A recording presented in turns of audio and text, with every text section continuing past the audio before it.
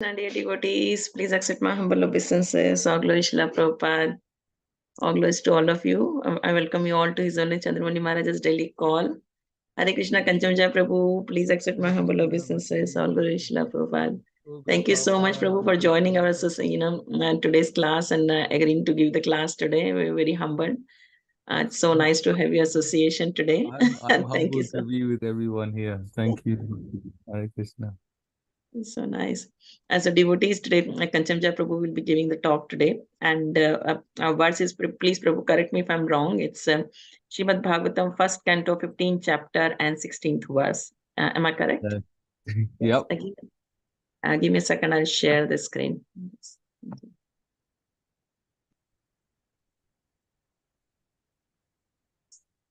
Over to you, Prabhu. Thank you. Thank you, Mataji. So Hare Krishna, thank you everyone for joining the call. So we're canto 1, chapter 15, text number 16. I'm just going to pull it up on my phone as well, just so I can see it. 1 second. A bit small on the screen. So I've increased the font actually. Oh, thank you, Mataji.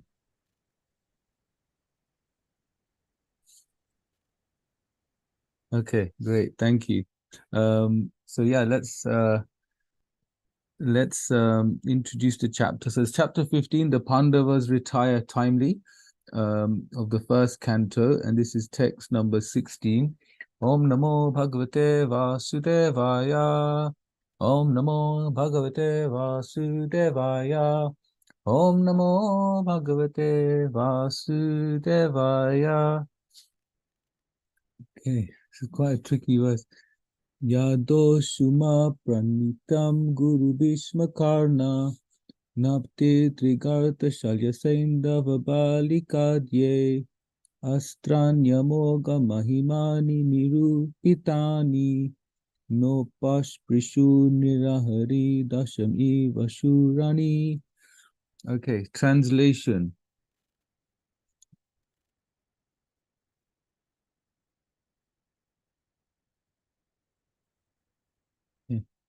Great generals like Bhishma, Drona, Karna, Bhurishrava, Shusharma, Shalya, Jayadrat, and Balika all directed their invincible weapons against me. But by his, Lord Krishna's grace, they could not even touch a hair on my head. Similarly, Prahlad Maharaj, the supreme devotee of Lord Nrsingadev, was unaffected by the weapons the demons used against him. Okay, purport. Now, this is a very long purport, so I'm hoping we have some volunteers that can share the reading. So what I was thinking was I'll read the first paragraph, and then there's a few other paragraphs, and if we can just share out the reading, that way all of us are engaged. Otherwise, you might fall asleep just listening to me.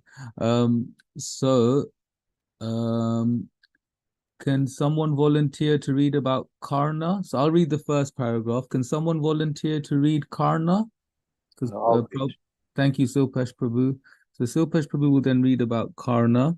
Can someone volunteer to read about the next chapter, which is Bhurishrava? Sri Devi Mataji will read it. Mataji, thank you, Sri Devi Mataji. Can someone read about Shusharma? I can read Shusharma, Prabhu. Thank you. Thank you, Satyabhama Mataji. Can someone read about Jayadrat, which is the final long chapter? I can do it. Nectar. Thank you so much. Okay, great. So we all know what we're reading. I'll read the introductory paragraph, and then we'll all have a little share of the purport. Jay, purport by His Divine Grace, A.C. Bhaktivedanta Swami Srila Prabhupada Ki Jai.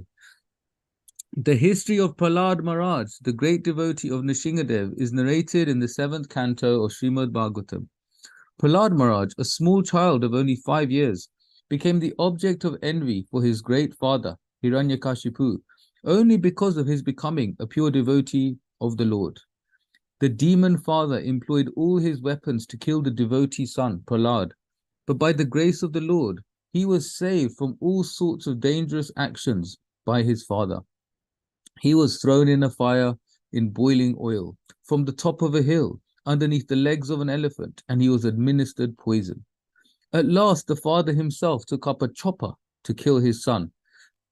And thus Nrsingadev appeared and killed the heinous father in the presence of the son. Thus no one can kill the devotee of the Lord. Similarly, Arjuna was also saved by the Lord, although all dangerous weapons were employed by his great opponents, like Bhishma. Karna, born of Kunti by the sun god prior to her marriage with Maharaj Bandhu, Karna took his birth with bangles and earrings, extraordinary signs for an undaunted hero. In the beginning, his name was Vasusena, but when he grew up, he presented his natural bangles and earrings to Indradev, and thenceforward he became known as Vaikatana.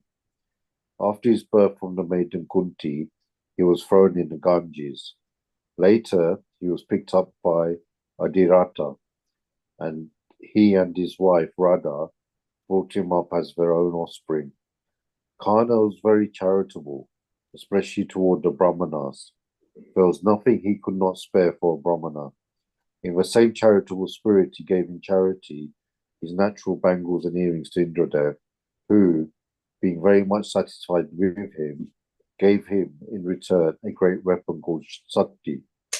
He was admitted as one of the students of Dronacharya, and from the very beginning there was some rivalry between him and Arjun. Seeing his constant rivalry with Arjun, Duryodhana picked him up as his companion, and this gradually grew into great intimacy. He was also present in the great assembly of Drupada's Shyambaru function, and when he attempted to exhibit his talent in that meeting, Draupadi's brother declared that Karna could not take part in the competition because of his being the son of a Sudra carpenter. Although he was refused in the competition, still when Arjun was successful in piercing the fish target on the ceiling, and Draupadi bestowed her garland upon Arjun, Karna and the other disappointed princes offered an unusual stumbling block to Arjun while he was leaving with Draupadi.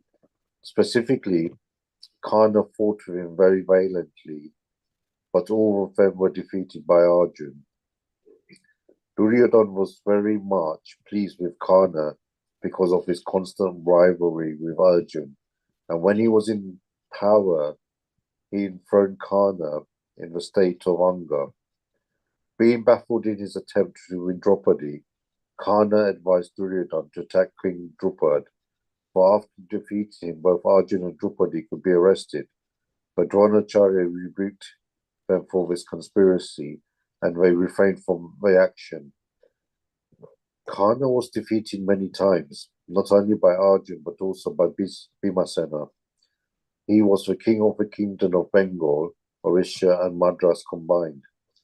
Later on, he took an active part in the Rajasuya sacrifice of Maharaj Yudhishthira, and then, when there was gambling between the rival brothers designed by Sakuni, Karna took part in the game, and he was very pleased when Draupadi was offered as a bet in the gambling. This fed his old grudge. When Draupadi was in the game, he was very enthusiastic to declare the news, and it is he who ordered Durasena to take away the garments of both the Pandavas and Draupadi. He asked Draupadi to select another husband because, being lost by the Pandavas, she was rendered a slave by the Kurus. He was always an enemy of the Pandavas, and whenever there was an opportunity, he tried to curb them by all means. During the Battle of Kurukshetra, he foresaw the conclusive result, and he expressed his opinion that due to Lord Krishna being the chariot driver of Arjun, the battle should be won by Arjun. He always differed with Bhishma, and sometimes he was proud enough to say that within 5 days he could finish up the Pandavas if Bhishma would not interfere with his plan of action. But he was very much mortified when Bhishma died. He killed Ghotakchaka with a Sakti weapon obtained from Indradev. His son, Rasena, was killed by Arjun. He killed the largest numbers of Pandava soldiers. At last, there was a severe fight with Arjun, and it was he only who was able to knock off the helmet of Arjun.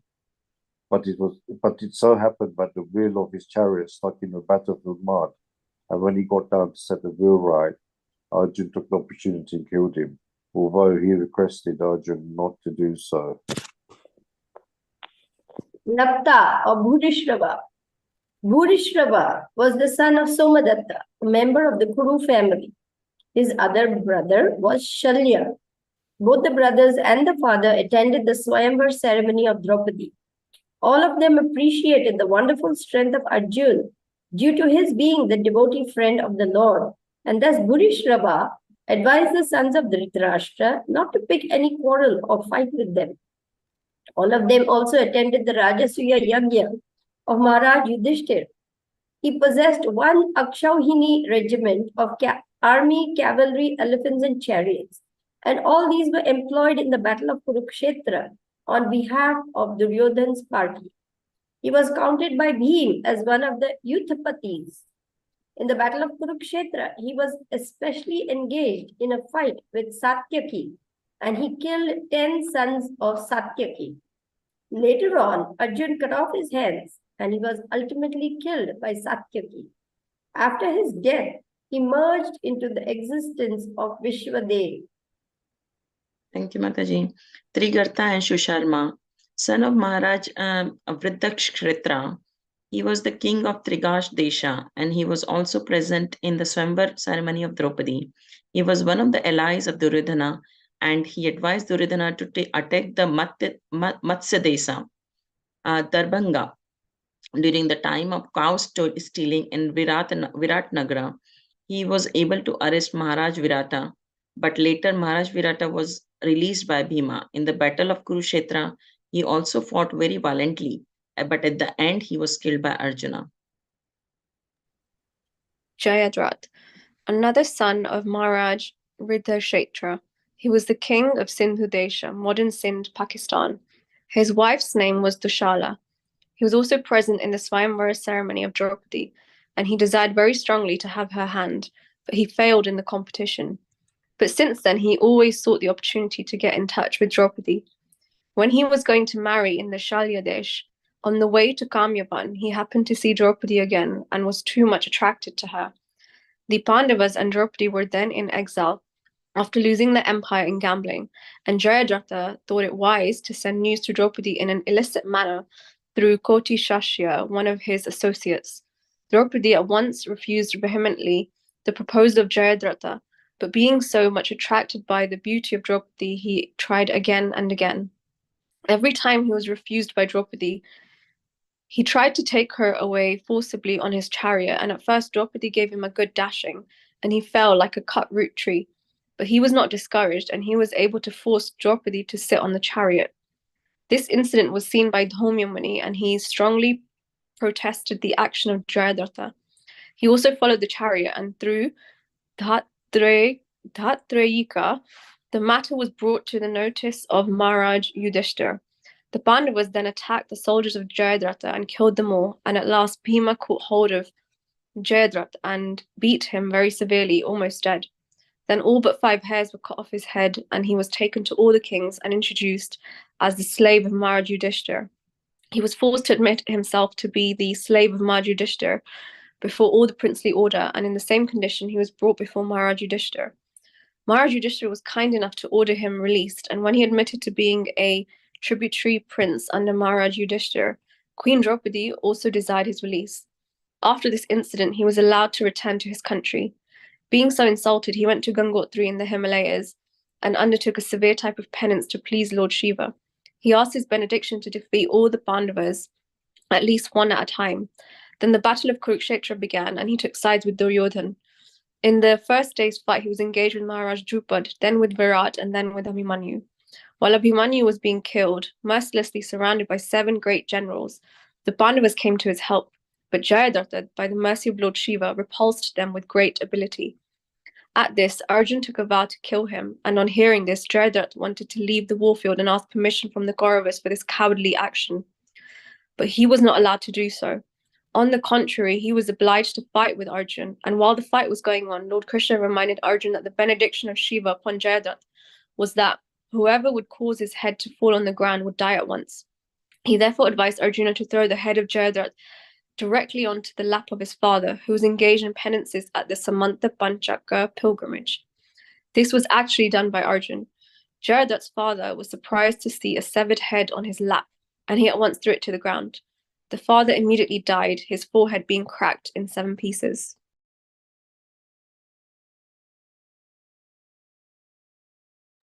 Jay, thank you very much, Sulpesh Prabhu, Satyabhama Mataji, Sri Devi Mataji, and Ekta Mataji for reading the purport.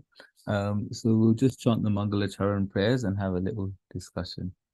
Om Gyantimirandasya Gyananjana Shalakaya Chakshurun Militam Yena Tasmai Shri Guruve Namaha Shri Chaitanya Manobishtam Stapitam Yena Bhutale Swayam Rupa Kadamayam Dadati Swapadantikam Vandeham Shri Guru Shri Yuta Padakamalam Shri Guru Vaishnavam Cha Shri Rupam Sagrajatam Sahagana Raghunatanvitam Tam Sajivam Sadvaitam Savadutam Parijana Sahitam Krishna Chaitanya Devam Shri Radha Krishna Padan Sahagana Lalita Shri Vishakanvitam Scha He Krishna Karuna Sindhu Dinabandhu Jagatpate Gopesha Gopika Kanta Radha Kanta Namostute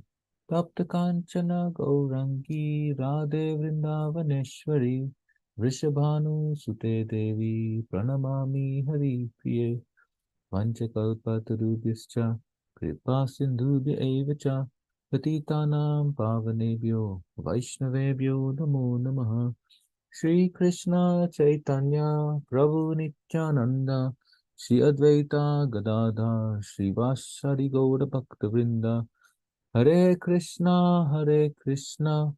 Krishna Krishna Hare Hare Hare Rama Rama Rama Hare Hare. Jai. Translation again. Great generals like Bhishma, Drona, Karna, Bhurishrava, Susharma, Shalya, Jayadratha, and Balika all directed their invincible weapons against me. But by his, Lord Krishna's grace, they could not even touch a hair on my head. Similarly, Prahlad Maharaj, the supreme devotee of Lord Nrsimhadev, was unaffected by the weapons the demons used against him. So we can see, this is Arjun. Arjun here is lamenting that where is Krishna? Why has Krishna left us? He's grieving for Krishna's departure from the world. He knows that now he's going to be in separation. And in this separation, Arjuna can only remember Krishna. He can only remember Krishna, and he can remember what Krishna did for him, how Krishna saved them so many times, how Krishna is his life. So Arjuna here is discussing with King Yudhishthir that what will we do now? What kind of life will we have now that Krishna has left this world? And when he discusses this with Maharaj Yudhishthir, he is feeling that his whole existence, the whole purpose of him living is now not worth it because Krishna is no longer here. And he can now just look back and remember all these wonderful things he achieved. He mentions earlier to Yudhishthira that only because of Krishna did I manage to hit the target in Draupadi's Swayamvar. I only hit the target because Krishna was with me. Krishna describes in the Gita that he is Purusham Nishu, he is the ability in man. And Arjun is making his case here, how Krishna is definitely Purusham Nishu. He is the ability. And he carries on. He says that we were struggling in the forest, but Krishna was with us. Krishna was with us at the Rajasuya sacrifice. Krishna was with us when the evil Kauravas were trying to disrobe Draupadi. Krishna was with us when Durvasha Muni came along and wanted to eat, and we had nothing to feed him, but somehow we managed to feed him, and we managed to sumptuously deal with Durvasha Muni, sumptuously feed them and manage them, even though we had nothing at that time. So he's giving all these explanations of how whenever we've needed Krishna, Krishna has been there for us. And finally here, at this point, he's talking about how when we're in Kurukshetra, everyone was directing their weapons at me, but none of them could touch me. So we can see here that Arjun is really understanding that if Krishna wants to save me, no one can kill me. And if someone wants to kill me, if someone wants to kill me, but Krishna wants to save me, I'll be saved.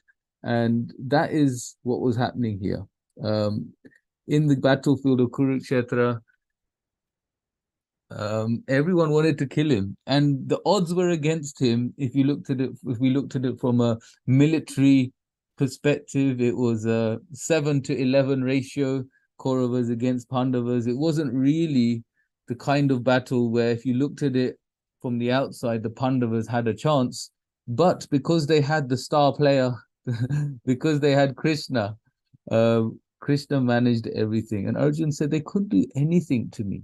They couldn't do anything to me. Even Bhishma, even Drona, they couldn't touch me. And they had these invincible weapons, but they couldn't touch me because of Krishna's grace. And when we are meditating on Arjun's fortune, we can also think of our good fortune. How is it that somehow or the other, in this lifetime, we came across Vaishnavas, we came across this process of Krishna consciousness, that somehow we've come to a process where we understand the difference between the spiritual world and the world that we live in. Like, what a massive difference. Like, just to know there's a place up there that we're just going to have a good time, where every step is a dance, where every word is a song, where no one can harm us because we have Krishna's grace. And in the material world, we might be thinking, well, I still get harmed. I still find difficulty. Things are still not easy. And Krishna says to Arjun, Name Bhakta Pranashati, that my devotee, declare it boldly, Arjun, that my devotee will never perish. And that's because our existence is beyond this life. Our existence is eternal. And when we come to this process of Krishna consciousness and we're surrounded by Vaishnavas, then we understand that actually death is just a change of body. I remember speaking with our dear Jankinath Prabhu in the summer of 2020. So about a year before he passed. I remember speaking with him, and I remember saying to him, Jankinath, do you fear death? Are you fearing it? How are you feeling about this? That it's very real for you. How do you feel about this? And he said to me, well, death is a change of body. And when I spoke with him, I really understood that he had the realization that death is a change of body. And there's nothing to be scared of, because it just means I get another body. Whereas for me, death just sounds like the end. And there's fear, because it just sounds like the end. But when we have this realization, when we have this understanding that actually death is a change of body, that the soul, who we really are, that can never perish. And Krishna would never touch, would never harm the soul. And if this body has to go through a change, this body will go through some sort of change. That's okay. But we never get harmed. Our core essence can never be harmed. So Krishna is always taking care of the soul. Sometimes we may see that we have a challenge in life that just seems very overwhelming. We may have a challenge in life that just seems like is Krishna really there? Is Krishna really there? We know we know that Krishna says that, oh, those my devotees, I give them the most mercy. To those I give the most mercy, I take everything away. And generally, we don't want to pray. We want Krishna's mercy, but we don't want Krishna's special mercy. We want Krishna's mercy. We want him to be looking after us, taking care of us. But that's special mercy where everything gets taken away. That's scary mercy. For us, that might feel scary. But he gives that special mercy to the devotees who are ready for it. They may not think they're ready for it, but they're ready for it. So Krishna gives them the special mercy. And when they get this special mercy, we can really see that actually this person is a very, very advanced devotee. And actually, I remember when after Jankinath got diagnosed, and when I would speak to him, I mean, he was always very deep, but like the kind of stuff he would talk about, it was just like mind blowing.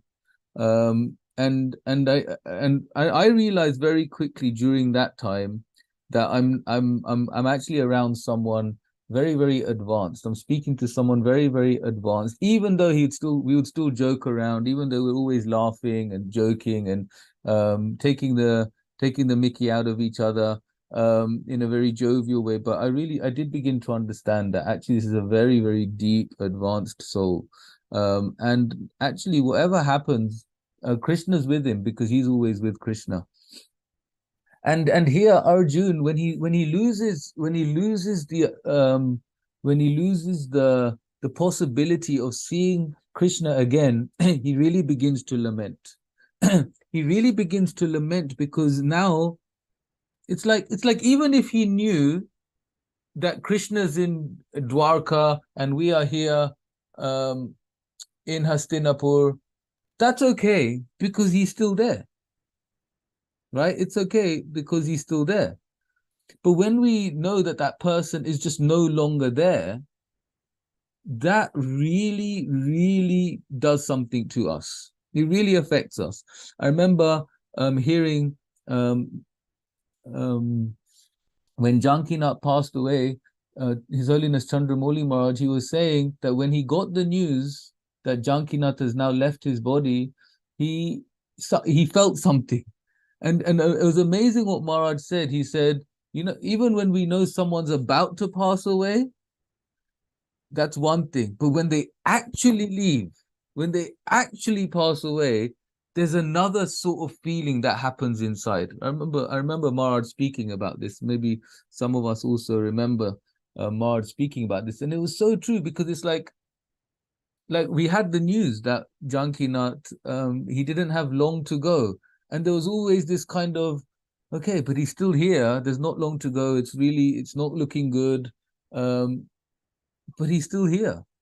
He's still there. He's still breathing. He still can have some subtle movements. We can still have a slight connection in this life. We can still have that physical slight connection. But then when someone actually leaves, we just know we're never going to see them again. And when we know when we're never going to see them again, this flooding of memories just overtake us. All these wonderful memories. And this is what Arjun's doing here. He's just remembering. Wow. This Krishna, he protected me at every moment. This Krishna couldn't let anyone touch me.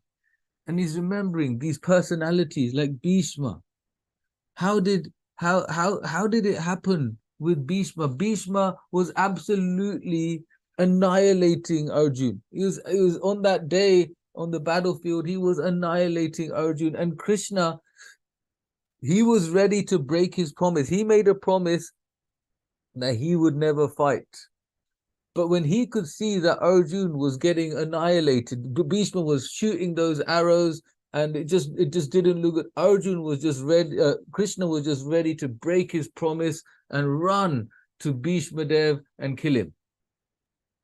And Bhishma Dev, a great devotee of the Lord, was just ecstatic. This darshan of Krishna running to me, about to kill me, he was just ecstatic. And Arjun just ran after him, and just ran after Krishna and just stopped Krishna, because Arjun didn't want Krishna to break his promise. And he promised Krishna, don't worry, tomorrow I'll fight properly. I'll fight, Krishna, I'll fight. And all these different personalities, we all know what happened with Drona and saying Ashwatthama, that his son had died, Ashwatthama, but it wasn't really his son, it was the elephant.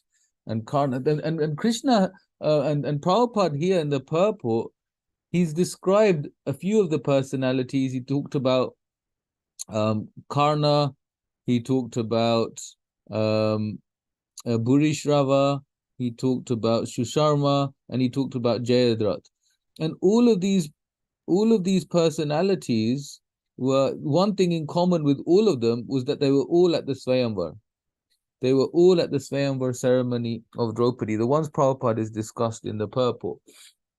So they were all at the Swayamvar ceremony where Arjun won Draupadi's hand. And it was so obvious that Arjun was the ultimate warrior. And this is what Karna couldn't take. Karna couldn't take the fact that Arjun was just better than him. That envy just wasn't letting Karna be peaceful. And because Karna had this envy towards Arjun, because Arjun was better than him, he ended up taking the association of Duryodhana. See, the thing is so we know what happened is that Karna and Arjun became rivals because, you know, they were the top two, if you like, the top archers. But because Karna could see that Arjun was better than him, he always had this envy, this rivalry. I want to be top. I want to be number one. I want to be the best. So Duryodhana took advantage. Because he sees that, okay, I got a thing against Arjun. You've also got a thing against Arjun. Let's become allies. So they became allies. He gives Karna a kingdom, and makes him the king of Anga, so he can be respected by the citizens, could be seen as a king. And Duryodhana, that way he really influences Karna. And through this association, Karna, even though he had so many virtuous qualities, he got the main things wrong. You see, in life, we can get the main things right and a few things wrong, or we can get the main things wrong and a few things right. And as practicing sadhakas, we're hoping to get them. We're hoping that we got the main things right. Yes, we understand Krishna is God, and that's one main thing we've got right. But we also need to understand that Krishna has a benevolence about him. We need to understand the importance of the Vaishnavas who are so dear to Krishna. And if we can get these things right, understanding the actual beauty of Vaishnav Sangha, the great fortune of Vaishnav Sangha, then actually we will be really, really blessed. Are we taking advantage of the opportunities to serve great souls?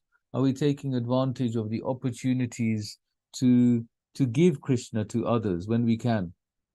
And are we taking responsibility of our spiritual life? Are we taking responsibility to connect with Krishna in a deep way? And by connecting with Krishna in a deep way, really try and feel the presence of Krishna in our lives, in our hearts. And if we can really feel the presence of Krishna in our lives, in our hearts, then when we're going through our day-to-day lives, we'll understand that the material world cannot harm us, cannot really touch us, because we have Krishna. And if we have Krishna, then Krishna can only we know Krishna will only send tests to us that we can overcome. And if Krishna is only sending tests to us that we can overcome, then we know that what he's doing for us is for our best interest. Suridam. So he is Suridam, Sarva Bhutanam, the well-wisher of all living entities. So what he's giving us is what's best for us. What he's giving us is something we can handle, something we can take. And even if we have really difficult situations, if we have really difficult people around us, like Arjun had, Karna, Arjun had Duryodhan, Dushashan, all these Dhritarashtra, all these difficult personalities in his life who were who are actually trying to destroy him.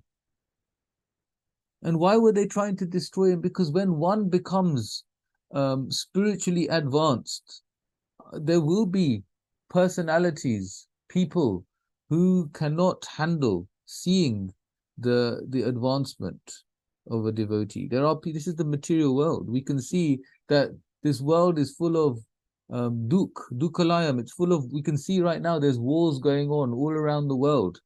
And all of this is going on. Why? Because we cannot handle the happiness of someone else. It's said that a Vaishnava is para dukha dukhi. A Vaishnava feels the suffering when another one is suffering. But along with that, we also know that a Vaishnava is para sukha sukhi. A Vaishnava feels happiness at seeing the happiness of other Vaishnavas. Sometimes it's easier to be para dukha dukhi than para sukha sukhi, because when one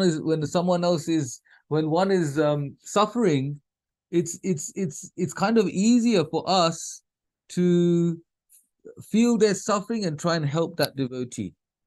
But when one is doing good, when another Vaishnava is doing well, para sukha sukhi, they are advancing, they are feeling Krishna, they are getting association of great souls, then we might start to feel envious, we might start to feel left behind. And when we are getting these types of feelings, the good thing to do is firstly become very, very aware that this is my problem, this is my trauma, this is my anartha that I need to get through, and I need to work it out. A lot of the time, we sometimes we project our traumas onto another person, and we start to criticize them because we're seeing that they're making so much advancement, even if they're making material advancement. But if we're envious of them, then naturally what will happen is we will try to bring them down. But bringing them down is not the symptom of a Vaishnava. Para sukha sukhi. The Vaishnava feels happiness that another Vaishnava is finding happiness. A Vaishnava is happy that another Vaishnava is doing well. Whether they are close to us or not close to us, if we can find that happiness for others within our hearts, then we're actually pleasing Krishna. Then Krishna is becoming very pleased. Krishna is actually seeing that our happiness, our heart is not filled with selfishness. So this is something we can actually work on ourselves. This is something we can only work on, these anarthas, if we are aware of the anarthas, if we know that we have them, and if we know that we have them, we can work on them. Otherwise, we'll constantly find someone else to blame. It's that person's fault, it's this person's fault, it's the management's fault. The management are like this people are like that, ISKCON is like this, the GBC should have done that. And maybe these things are true. Maybe there are things that ISKCON could have done, or the GBC should have done, or what other devotees could be better at doing. These things are obviously going to be there because we're in the material world and it's not perfect. But ultimately, if we become aware of why these things are affecting me, you see, once and we may have come across this, that something happens. Let's say something happened institutionally with ISKCON, or something happened like the GBC made a interesting decision that not everyone agrees with, or the temple president did something that everyone got surprised by. we'll see that it will affect some devotees a lot more than it affects other devotees. That's natural. It affects all of us differently, and because it affects all of us differently, that means that whatever is going on, it's not a universal. It doesn't have the same universal effect. It has an effect, but not the same effect on everyone. So what we can really try and work on and try and understand is, why does this whatever's really getting to us, whatever's really hurting us, then we can really try and understand, what is it about this situation that's really, why is it really getting to me and it's not getting to everyone else? And then what we might try and do is we try and instigate others to feel the way we feel. We try and we try and create some sort of little gang to feel how we're feeling. But we might be able to convince some people, we might not. But the problem with all of this is the energy it's coming from. The energy it's coming from may not be healthy. So if we can become aware of what is it about the situation that is affecting me so much, and once we become aware, what is it about the situation that's affecting me so much,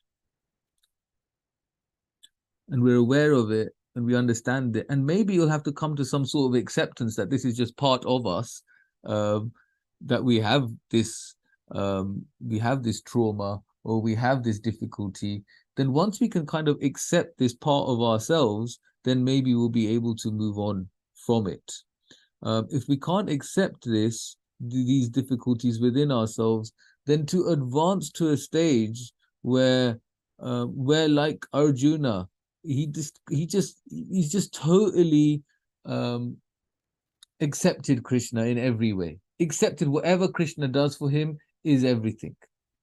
He's understood that Krishna, you are Param Brahma, you are the Supreme Lord. That the place where we're going to go to at the end of this life, Param Gatim, the supreme destination, is the spiritual world. So for us to get to this sort of stage, we need to get to the place of at least get to the place of nishta, steadiness in our spirituality. So and nishta means being steady, being regulated. But the stage before nishta is anartha nivritti. We need to get rid of the dirt in our hearts, get rid of these unwanted things. But we can only get rid of the unwanted things if we know what the unwanted things are. And so someone like Karna, he got so engrossed in his association with Duryodhan that even at the end, just before the war, and Krishna's telling him, look, you're actually the son of Kunti. You're actually the son of Kunti. Come on this side and fight for the right cause. Fight for the right side. You'll become the king. Yudhishthira will happily give you the kingdom. Do the right thing. But Karna was so sucked in. And like we said, he got the main thing wrong. He got the main things wrong. He got a few things right. Yes, he had some very good qualities. He was very charitable, like Prabhupada's describing as very charitable. But ultimately, all these good qualities he had, he got the main things wrong. He was part of the assembly that insulted Draupadi. There's no coming back from that. He's the one that's laughing at her. He's the one with Dushashan that is encouraging Dushashan to disrobe her. It's like no matter how charitable we may be, if we're so insulting to another person, if our envy has got the better of us so badly that we can really do damage to another person, then no matter if we're getting other small things right, even if we have some we are charitable, like it says about Karna. Even if we're loyal, Karna was loyal. He was very loyal to Duryodhan, but he was just loyal to the wrong person. There has to be some intelligence behind our qualities. And if we have good spiritual intelligence, then we use our good qualities in the right way. By becoming devotees, we develop a lot of good qualities. But then these good qualities must be used in the right way. And we see it so much that people become devotees. They get so many good qualities, and then later on they get so fried out that they then try and do everything to damage ISKCON, damage the Vaishnavas, and it all becomes getting the main thing wrong. You have these good qualities, but you get the main things wrong. So if we are fully aware of what's happening to us, what we're feeling, if Karna was a bit more self-aware, if Karna could have just seen that actually what I'm doing here is causing destruction, if what I'm doing here, if what I'm doing here is actually really, really painful to another Vaishnava, then what is the use of these good qualities? What is the use of being so charitable? So, and maybe if he was understanding himself, okay, I have this desire, I want to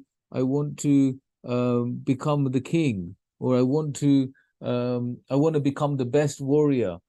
I'm aware of this. What can I do about this? Is there a way I can manage myself a bit better? But Karna didn't do this. He didn't manage himself, and because he didn't manage himself, he got so sucked in by Duryodhana's influence that he caused his own destruction. And Karna's such a good example for us, that having noble qualities, but being insulting, being envious, ultimately we're not going to please Krishna. And if we don't please Krishna, then what is the hope? What is the use of our living? What is the use of this life if we can't please the Lord?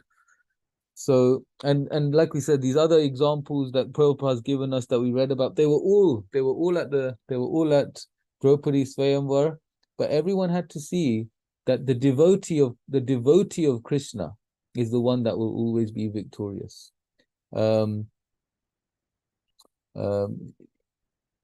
He's the one that will become victorious, and Arjun was victorious in every way because he always remembered Krishna. And even in this translation, Arjun remembers Prahlad Maharaj, that even Prahlad, nothing happened to him, even though Hiranyakashipu did everything to destroy him, and finally Nrsimhadev came to protect him and to save him. So for us, we can always just do the right thing.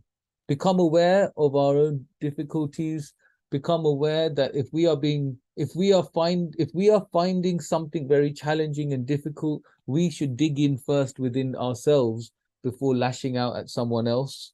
And then when we dig in for ourselves, we understand why it affects us so much. And then even if we do need to discuss with someone else, we can do this assertively, not aggressively, not passively, but assertively. And if we can then act assertively, then what happens naturally is we are communicating ourselves in the best way possible, and we can still try our best to serve the Vaishnavas in the most fitting way, and ultimately please Guru and please Krishna. Otherwise, what is the use? What is the use? So anyway, thank you, dear devotees, for your kind attention. I've rambled on long enough. It would be really nice to hear the thoughts and reflections of everyone. Thank you so much. Hey, thank you so much, Prabhu. It was really nice and practical tips on so many things which we always, avoid to apply in our life. These are the basics of, I think, of being a Vaishnava, which you have explained to all of us, and it was really amazing. I really liked it. Thank you. Devotees, if you have any questions, comments, realizations, please share, unmute yourself. It will be nice to take your darshan as well. If you can keep your cameras on. If you can't speak, then you can leave it a message in the chat. We already have a message from Vrishabh Prabhu, and he has sent a message for you, Kanchanbja Prabhu. He's saying, like a concept of loving Krishna and avoiding Vaishnavas. That is why I associate with Kanchanbja Prabhu to get his spiritual intelligence. And then he's saying that Gandhari was one of the most chaste women in history, but not devotee of the Lord. So what is the use? So he just, yes, Shridevi Mataji, please go ahead. Hare Krishna, please accept my humble obeisances. All glories to Prabhupada, all glories to our Gurudev. Please accept Every my point that you made was so riveting. I was just absorbing everything you were saying. Wonderful, wonderful messages for all of us to meditate on and work on. Especially like what you said, it's very easy to commiserate when other people are suffering. But when they're doing well, they're advancing nicely in bhakti, am I really happy for them? Or then I start becoming envious. I'm saying, why I am not like that? Why I cannot be so happy? Why this person? So these are very serious things that we need to work on if we want to become non-envious, like Janakinath. Guru Maharaj is always very fond of saying, Janakinath was non-envious. And this is the test. Srila Prabhupada says, if you want to know, have you made it to the spiritual world or you're still in the material world? Just check in with yourself. If you're envious, you're in the material world. If you're non-envious, you're in the spiritual world. So there we go. Lots of work to do. Thank you. Thank you. Thank you so much, Sri Devi Mataji. You're so good to hear from you. Nice to see you too. Hare Krishna. Yes, Silvesh Prabhu, please go ahead. Hare Krishna Kanchanbja Prabhu, please accept obeisances. Please accept mine. You mentioned often in your talks the word trauma comes up. And sometimes I've heard it said that if you have traumatic things happen to you in your life, in some ways it's Krishna maybe trying to purify you. And often, like you said, we see things through the lens of our trauma then. And, you know, that's how we relate to other people. And, you know, like you mentioned, you know, is it something I need to look at within myself rather than their actions? So maybe you could just explain a bit more about that. Yeah, thank you, Silpesh Prabhu. See, okay, I could give an example. One devotee was becoming very, very famous, and he was like really excelling. A lot of people were praising him, and within me, I just started to not feel comfortable. I just didn't get comfortable with another devotee just getting so much attention. And I started to think, and I started to think to myself that I really don't want them to do well anymore. I really felt this in my heart. I'm not making this is a real story, and it's still there. But I really felt I don't want him to do so well. Like, why is he excelling so much? What is it? And I actually started to feel I hope something happens that actually this devotee doesn't get so much attention and doesn't do so well. And I really started to explore what is it within me that's becoming like this? Why am I being like this? And I started to think back. And I remembered that, and I started to think, okay, when have I experienced this before? Because this is something we can do when we're starting to feel something. The one thing we can do is start in terms of our self-awareness is start to explore, have I felt like this before? When can I remember this? What's my earliest memory of being this way? So then I remembered that when I was younger, my parents would say to me, you failed this exam, look at this person, look at that person, look at this person. They talk about a few other boys in my class and say how well they've done. So they would talk about how well they've done and tell me how badly I'm doing and keep telling me how well the other boys are doing. So, and this was a constant theme. So what used to happen when I was a kid, when I would pray I do well, and I'd pray that these other children do badly. Because I felt for me that this is the only way I'll be seen, and I'll have as a child, what's entitled to us as children actually is unconditional love. But because children do have that right. As we grow up, we have to kind of work things out a little bit. But as young kids actually have a right to be loved and seen. Like the attention should be there. And I felt, when I look back, I thought actually I really wanted to do well, and I wanted the other kids not to do well, because that way I'd get the attention from my family, from my parents, that see me better. So then what happens is so this was the earliest memory. So then when I try and then link it, what naturally happens is, for me, my traumatic, because you're asking about a traumatic experience and how it shapes the way we think. My experience of a child has then shaped how I am as an adult, because what happens is I'm seeing that the only way I'm going to be seen, is if others are not seen. Now, this is not the truth. This is totally distorted, but this is the result of a traumatic experience from the past. So what happens is I'm seeing things through the vision of my trauma, and I'm now, it's not, and as I think about it more, it's not like I'm a demoniac person who wants to destroy others. This is actually just the way that my trauma is shaping my vision now. But by becoming aware of this, we can understand that actually seeing another Vaishnava fail, or seeing another Vaishnava become criticized, or seeing another Vaishnava not do so well, that's not good for me, and it's not good for them, and it's actually a bad place to be at. But once we recognize it, then whenever those feelings come up, that I don't want this devotee to do well, I don't want them to get that attention, I don't want them to become famous, when we can see that actually this is just me and my trauma, and something that I have to manage for myself. And it's like a little child inside, a little part of me is like a little child that hasn't grown up. So actually it's up to me to tell myself, actually, everything's fine.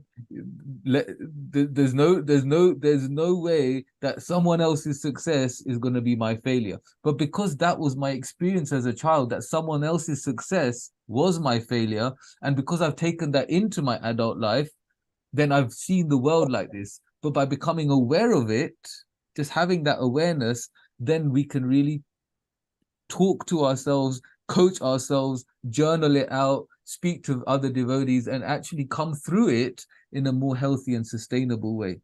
And that way we don't have to live our anarthas, we can just grow through our anarthas. See, the anarthas come, we want to become aware, and then we want to grow, and we want to connect with Krishna.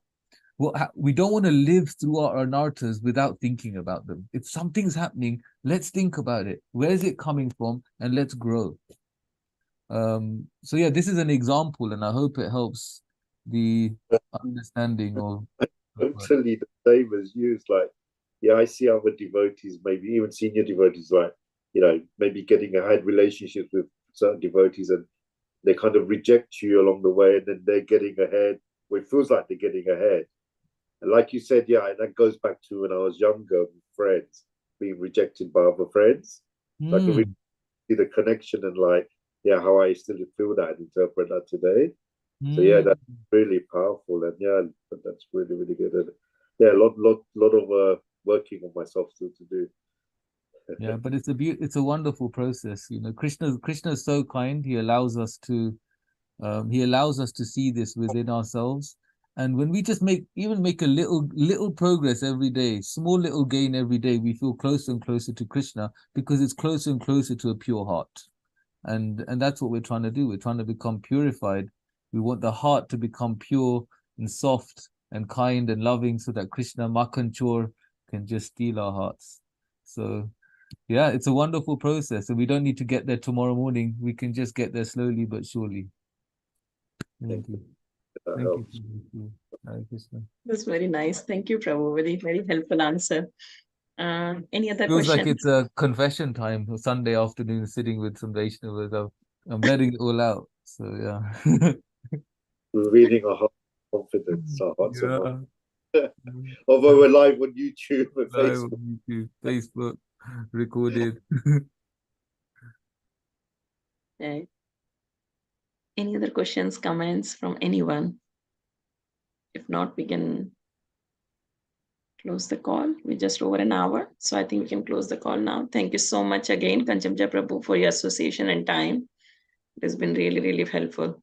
Thank you. Thank you, Mataji. Thank you, everyone. So nice to see you. Hare Krishna. Thank you very much. Hare Thank Krishna. you.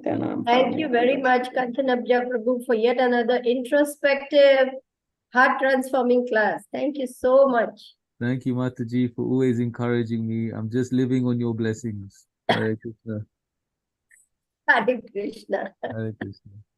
Jai Shila Prabhupada ki jai. Prabhupada ki jai, Guru Maharaj ki jai, Gaur Premanande, Hari Bol. Hari Bol.